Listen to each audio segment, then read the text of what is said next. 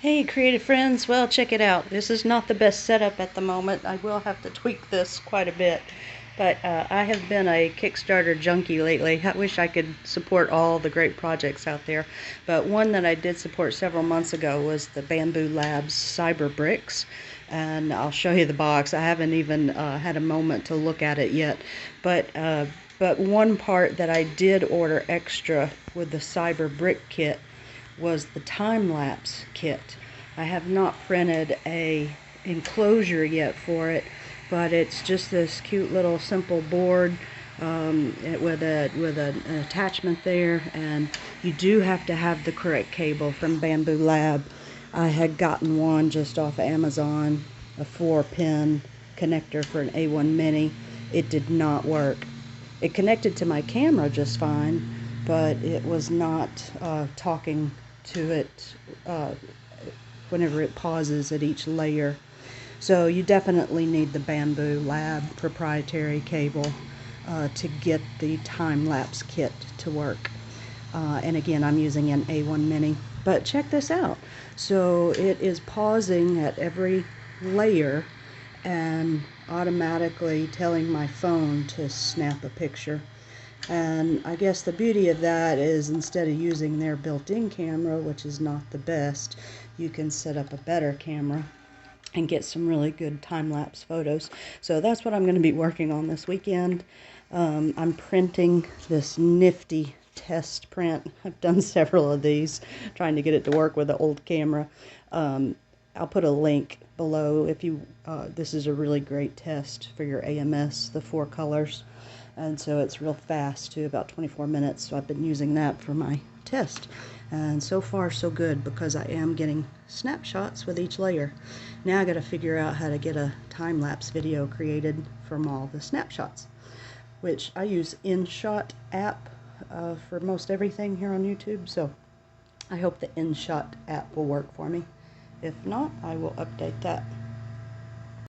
Okay, so this print did finish, and I was able to take all the photos and use the InShot app to put together a time-lapse. I'm going to post that separately as a YouTube short.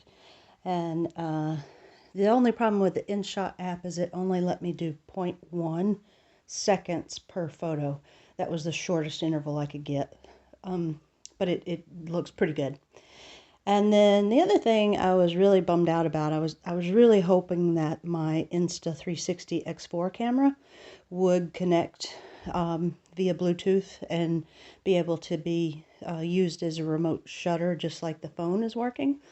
But these cameras are so proprietary, it does not hook up to this Bluetooth.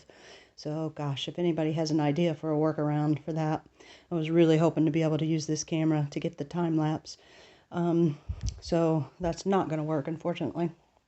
But all in all, this time-lapse kit from Bambu Labs is really inexpensive. So check it out if you're interested. And then